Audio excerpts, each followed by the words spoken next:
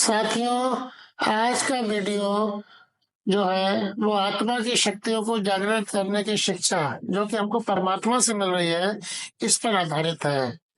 तो सबसे पहले समझने का विषय है कि नवरात्रि है क्या।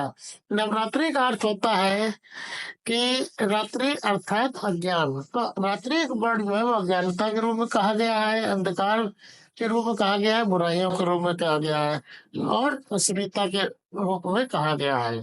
तो नवरात्रि का उद्देश्य ये है कि अपने भीतर हम सभी को, अपने भीतर घर की बुराइयां जो है, हम शरीर के अंदर, जो शरीर हमारा घर है, तो उसके अंदर जो भी बुराइयां हैं तो उनको नए संकल्पों के साथ दूर कर जीवन में दिव्यता, पवित्रता, शुद्धता का आह्वान करना।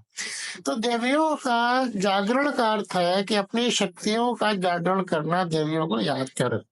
तो देवियों को आदि शक्ति और शिव शक्ति भी कहा जाता है। कालांतर में इन शिव शक्तियों ने शिव को से योग बल द्वारा शक्ति प्राप्त की थी, इसीलिए इन्हें शिव शक्ति भी कहते हैं।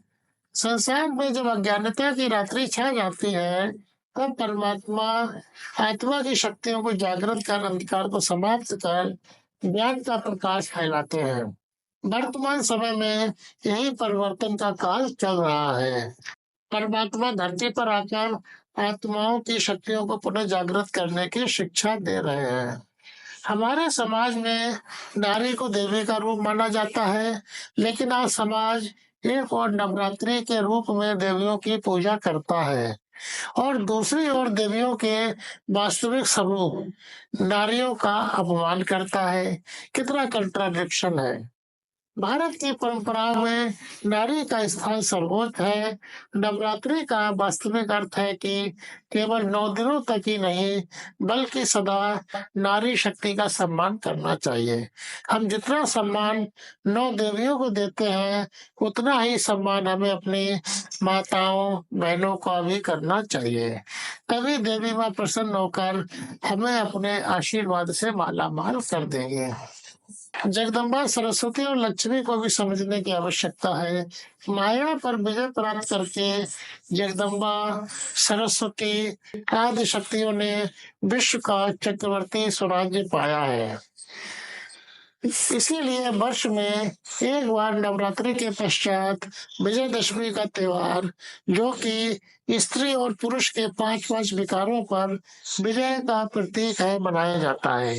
ईश्वरीय ज्ञान द्वारा उस विजय के फलस्वरूप सरस्वती जी ने भविष्य के जन्म में विश्व महारानी श्री लक्ष्मी का पद प्राप्त किया था। इसीलिए उक्त प्रसिद्ध है कि ज्ञान द्वारा नर से श्री नारायण और नारी से श्री लक्ष्मी पद की प्राप्ति होती है, परंतु यह रहस्य आज लोगों को प्रायः ज्ञात नहीं है। जगदम्बा सरस्वती की तथा विश्व महारानी श्री लक्ष्मी की इस जीवन कहानी को जानकर अब हमें भी ज्ञान शक्ति प्राप्त करनी चाहिए।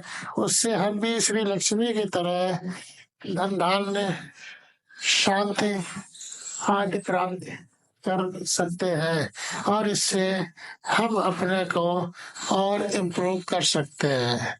ऐसा करने से हमारा स्वयं का कल्याण होगा एवं समाज का, प्रकृति का भी कल्याण होगा। ओम शांति। साथियों, हमारा वीडियो अगर पसंद आया तो इसे लाइक करें, भविष्य में देखना है तो इसको सब्सक्राइब करें। परमात्मा आप सभी आत्माओं का कल्याण करें।